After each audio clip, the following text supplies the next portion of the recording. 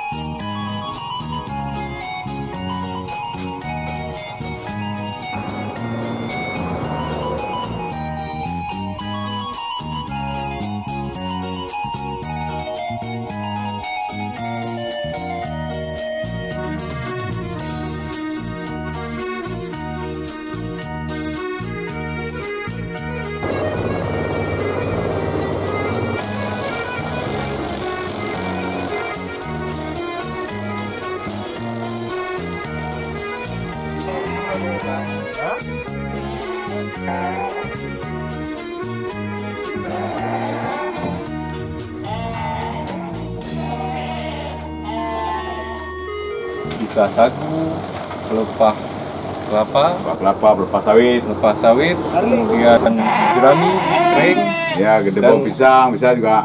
ya, semua bisa dimanfaatkan untuk pakan ternak. Ya.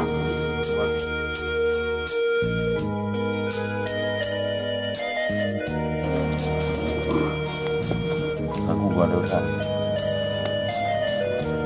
Dengan menggunakan alat ini, apa yang Bapak rasakan? Lebih mudah dalam memberi makan ternak, baik debu maupun diri maupun tibah. Kan kalau cari rumput terus-terusan kan capek. Cara gini kan bisa rumput tua kayak gini, rumput batang. Oh ya. Kemudian ada pelepah-pelepah kelapa kan, jerami. Pokoknya lebih menguntungkan lah kalau pakai ini.